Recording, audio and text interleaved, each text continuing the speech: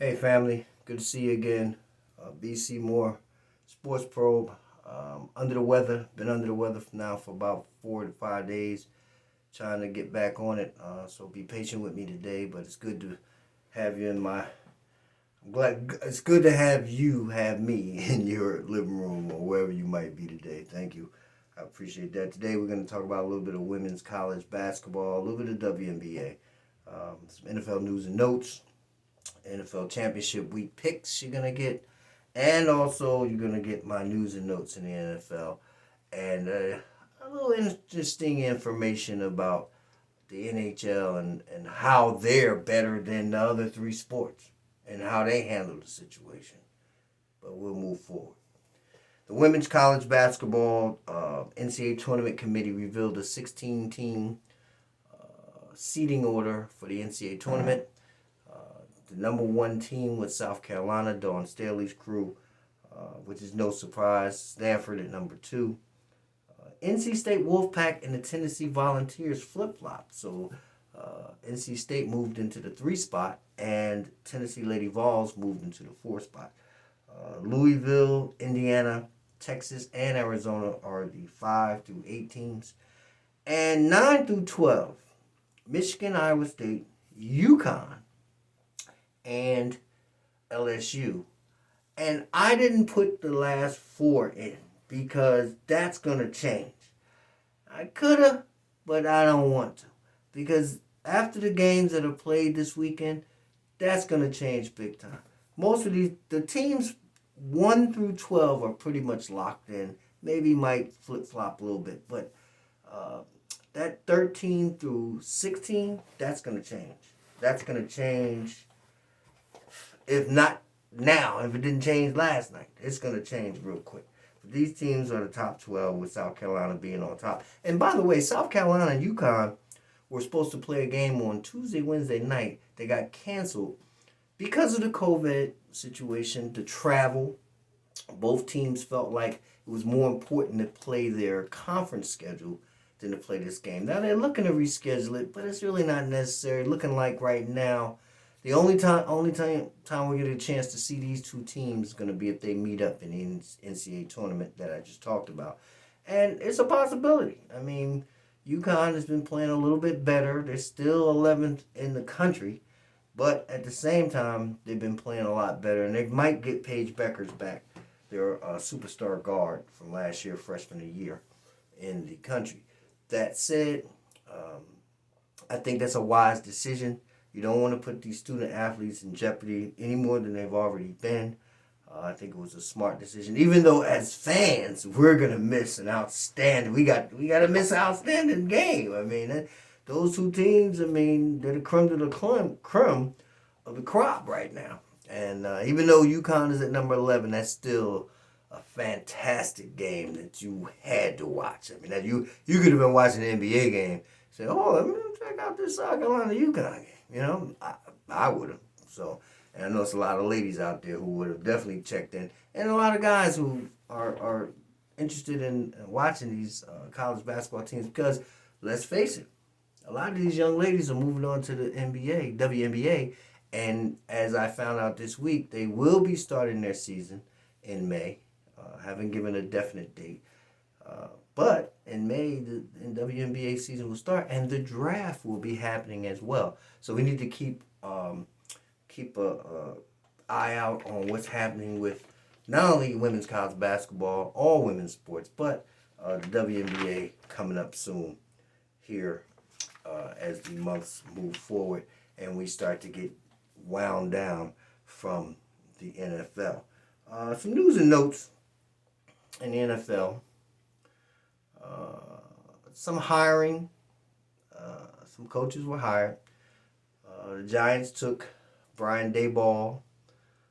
They picked him as their new head coach after firing Joe Judge after 2 seasons. Daboll was the offensive coordinator who basically took a raw Josh Allen, and he's a superstar. You saw what he did last Sunday in Kansas City and what he's done throughout the season. So they're thinking that maybe Daboll can change or turn around Daniel Jones. That's remains to be seen. But the the plan is to put an offensive guy around a kid who has some potential. Looking back at that draft with Daniel Jones and Dwayne Haskins, neither one of them was any good.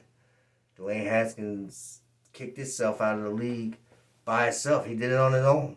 And now he's with Pittsburgh, and with Big Ben gone, he might get another chance to show what he's worth.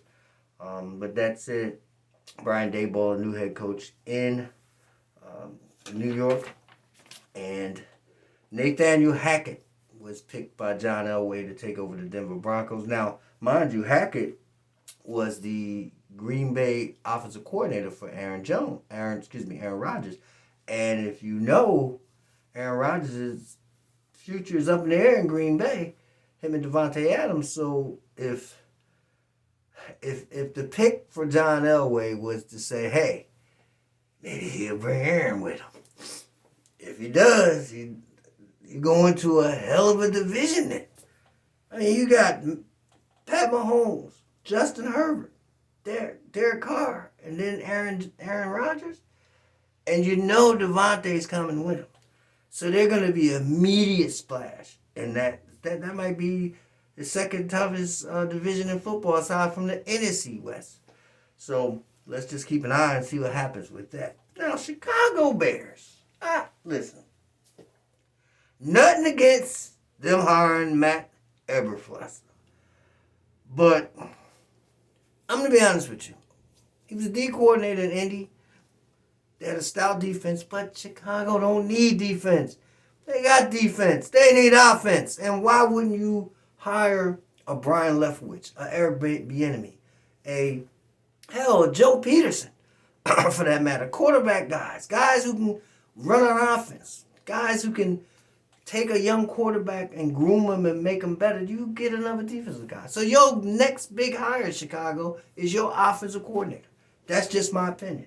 At the end of the day, if you don't get this one right, you just keep doing the same thing over and over. And Miss McCaskey ain't going to last that long to see another championship. It's not happening. So, I mean, we'll see what happens. We'll see how it plays out. But in my mind, that's a reach. That's a reach hire. And I know people in Chicago who have hit me at SeymourBarry15@gmail.com and say, hey, yo, B, you lived here, bro. You know this is a horrible hire. And I know it is. Listen, nothing against the coach. He did great things in Indianapolis. But I'm telling you, this is the same coach who lost to Jacksonville to not get in the playoffs. I mean, listen, yeah, it was offense, but still, it's just a bad hire. It doesn't rub me right. I hope he proves me wrong, just like the coach in Philadelphia proved a lot of us wrong. That young man went in, he turned that team around, they made it to the playoffs, and so it can happen. But again, I ain't seen none of the brothers. I ain't seen no minorities. Brian Flores, Brian Leftwich, Eric Bieniemy, where they at? Come on, league. What's up? I mean, they getting interviews. Yeah, they getting interviews. When can Bieniemy really interview? I mean, he going to his 4th straight NFC Championship game, and we'll talk about that coming up. But at the end of the day, come on, man. I mean, you gotta equal. It'll never be equal, but you know, you got some. I mean, it's some new names. I won't say that it is new names, but you know, everybody needs a chance. You know, give a person a chance, you'd be shocked. That's why I think the Brian Flores firing in Miami, they're gonna regret that. They're gonna regret that. Sean Payton, New Orleans Saints head coach, outstanding job, Super Bowl champ, stepped down this week as well. They have no plans right now of coaching next year. It's going to take time off, maybe do some TV, maybe just relax, re-energize, get ready for the next gig. The rumor is Jerry kept Mike McCarthy in Dallas just to see what they do next year, and then he's bringing Sean Payton in. I don't know. We'll see what happens with that one. But at the end of the day, Sean Payton, great coach, one of the tops in the league, steps down. And, no Drew Brees this year, no real quarterback this year. At the end of the day, he just needs to re-energize and get his battery back full again before he comes back and tries to get back on those sidelines. Good luck to you, Sean. There are 6 more jobs still out there, and New Orleans being one of them, with Sean Payton being gone, as we just said. The Miami Dolphins, as I said before, Brian Flores, you're going to be upset with yourself down the line if you don't get the right guy. Jacksonville Jaguars, again, looking like a Joe Peterson job. From people that I've talked to, looking like a Joe Peterson job. Look out for that. Houston Texans.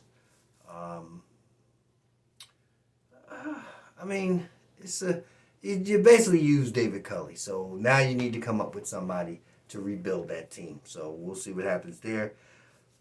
The Las Vegas Raiders, to me, just sign Rich Bisaccia. Please, he did what he was supposed to do. He came in a tough situation. He dealt with all of the Gruden, the Henry Ruggs, the Hobbs. He dealt with all of that, and they still made the playoffs. Come on, you got to get a guy a year at least. Give him a year. If they don't make it, you can fire him. But that is, to me, the most curious out of all of this. Why is he not at least get a 2-year contract? Give him a 2-year contract. I think he did a great job coming in a very volatile situation. Circumstances were horrible. Not many coaches could have kept their team afloat to get them into the playoffs. He did it as an interim coach. And he should be applauded for the job he did. And his players love him. Why would you get rid of him? I think that's a bad move by the Raiders if they hire someone else. And Minnesota Vikings, Mike Zimmer was there for a long time. I don't know which way they're going to go. They got a decent defense. They need more pieces on offense. Signing Kirk Cousins to that contract, I didn't know what y'all was thinking, but did you think he was going to take you to the Super Bowl? I've never seen it. So at the end of the day, we'll see what happens in Minnesota. And again, I want to harken back on no minorities being hired so far. I'm saying so far because there's still 6 more coaching jobs out there, and we'll see what happens. But we just want some equilibrium, a little bit. Come on, man. Show us something, league. Show us something, NFL. You got some new treads in there, but at the end of the day, you can't keep having the same thing going on, every year. This is ridiculous. You got qualified candidates out there who can do a good job, and have shown they can do a good job. So, let's ante up a little bit here and start saying, hey, let's get some of these guys in here and see what they can do. All right. Now, moving right along, my NFL Championship Weekend picks. I know you're waiting for it. I got it here for you. I try to wait to the end because this is the weekend. This is Super Bowl. This is Super Bowl bust, baby. Super Bowl bust. So let's go to the AFC. The first game on CBS, 3:05, 3:30 start on Sunday. Cincinnati Bengals, KC Chiefs. I'm just going to say this. 13 seconds. 13. Whether I liked it or not, 13 seconds, Pat Mahomes threw 2 short passes and got 50 yards. Shouldn't happen. I don't see how Leslie Frazier can get a head coaching job. Not after 13 seconds. I'm sorry. That's just my opinion. And he a brother. But if you can't stop a team in 13 seconds, some of this is on Sean McDermott too.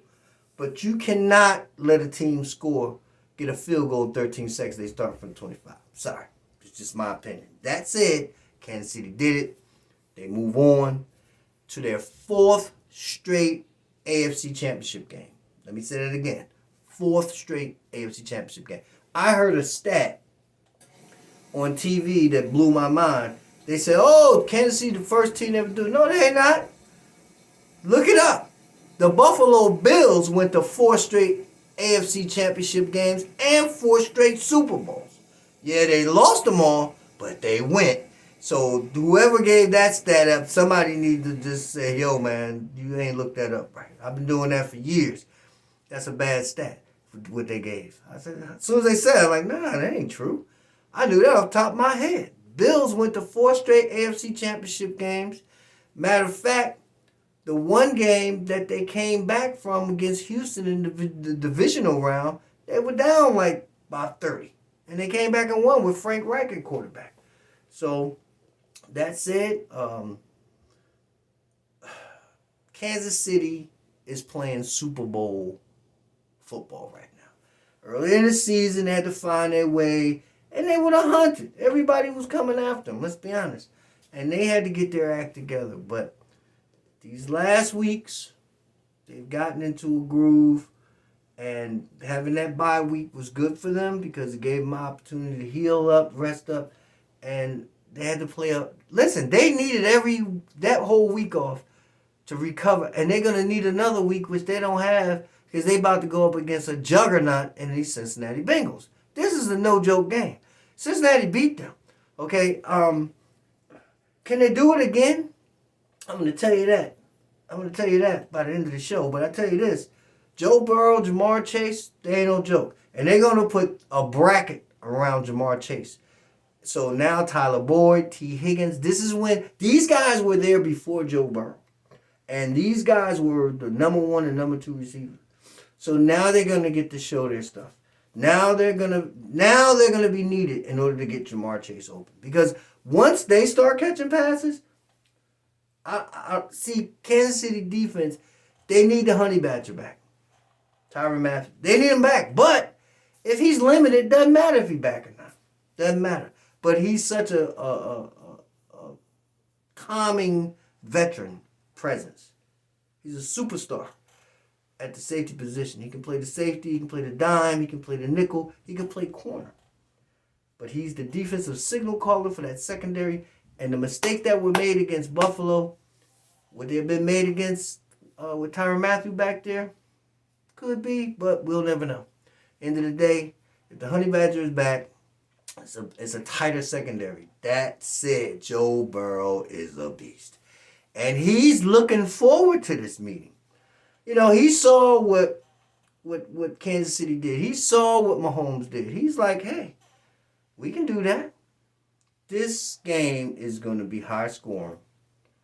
It's going to come down to who has the ball last. As far as I'm concerned, who has the ball last and whose defense can make a stop. That's what it always comes. That's playoff football. It always comes down to that. This is a Kansas City team that if you're Cincinnati, you cannot get threes. I don't want to see McPherson on the field, the kid who made the field goal for them to beat, to win the game on Saturday. I don't want to see him on the field. I don't want to see him on the field. I want to see him on the field when they have a touchdown. That's what I want to see on the field. I don't want to see no field goals. Because against Kansas City, they scored 7. You scored 3. They scored 7. That's 14-6. You're already down. And you want to keep playing catch-up. In the playoffs, you don't want to keep playing catch-up. Even though you can do it, you have a high-flying offense. But that's not what you want to do. That's not the ideal way to win an NFL championship game weekend playoff game. So if we get any of what we got last weekend, we are just thankful fans. Trust me. But my pick in this game, and I've been thinking about it. I've been, but my pick in this game, hold that thought. I'm going to come back. Let me talk about the NFC first. And then we'll get both picks at the same time. How about that? NFC Championship game. Fox will have it at 6:30, my guys. San Francisco 49ers, LA Rams. San Francisco beat them twice already. Came back and beat them in a must-win game. That the Rams were playing hard and had all their starters in the game, mind you. Was leading 17-0 into the first quarter. San Francisco came back and won that game. But it's a different Rams dynamic now. The Rams, Von Miller can destroy a game. We've seen it. Super Bowl MVP. We've seen it. And he's rounding into shape. He came and played, but he wasn't Von Miller in that game. He'll be Von Miller in this game. Trust me. And with the 49ers, Trent Williams being hurt, he's adamant that he wants to play. We're going to see. We're going to see. Listen, this is going to be a defensive game. Don't think this is going to be an offensive game. For whatever reason, people think the 49ers defense is, no. 49ers defense just as good, or if not better, than the Rams defense. Ram has more stars. 49ers defense is consistent, and they rush the passer. And if you can get to Matthew Stafford, just like if you can get to Aaron Rodgers, just like if you can get to Tom Brady, if you can get to them guys and hit them a couple times, trust me, they looking for you. They're not looking down the field. They're looking for you. Nick Bosa and the crew. Listen, let me just tell you, a lot of unsung players in that 49er defense, so we need to be mindful of that. This is going to be about turnovers. This game, Cam Akers puts the ball on the floor. Okay? He puts the ball on the ground. He proved it last week. So we're going to find out who can avoid the big turnover at the big moment. But this game is going to come down to the wire. And this game is not going to be a shootout like everybody thinks. People think the Rams are just going to blow the 49ers off the field, and I don't see it happening. I don't see it happening. And just to give you my predictions, for the AFC Championship game, I'm going with Cincinnati. I know KC is better. I know KC could run them right out of if they run them right off the field, fine. I just don't see it happening. Listen, once a team can beat you, the confidence level is different. And I don't care if you won with 13 seconds left. This Joe Burrow. This kid he's got ice veins. They call him Joe Cool. He just took Joe Montana's name. Listen, I see this as being a 33-31 game. 33-31. That's how I see it. Cincinnati upsetting Kansas City. They will not make it back to the Super Bowl. And in the 49ers Ram game, we might as well go on and say this is a reunion because, as far as I'm concerned, Cincinnati played the 49ers 2 times. Cincinnati lost both times in the Super Bowl, and they're going to play them again. The 49ers are going to beat the Rams for a 3rd time, okay? But the game is going to be close. It's going to be 20-17, defensive battle. Jimmy G is going to make some throws that he needs to make for once. And it's just he's not going to light up the scoreboard. We're going to have to run the ball. The Rams are going to try to stop the run and force Jimmy G to beat, but he's going to make some throws. He's going to be on. You got to remember, his shoulder was messed up, his thumb was messed up. Hopefully he can turn the tide. And I just say this. Be mindful that Trey Lance gets in this game.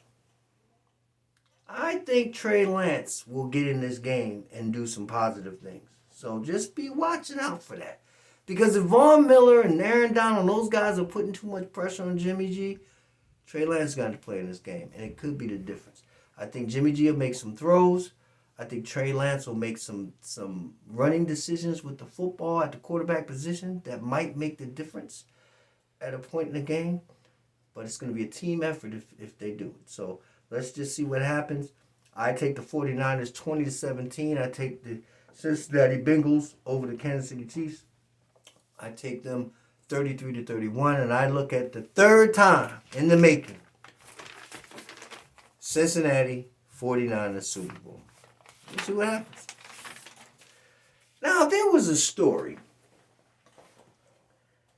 And again, you can reach me, B. Seymour, Sports Pro, SeymourBarry15@gmail.com, SeymourBarry15@gmail.com. There was a story that just blew through the radar.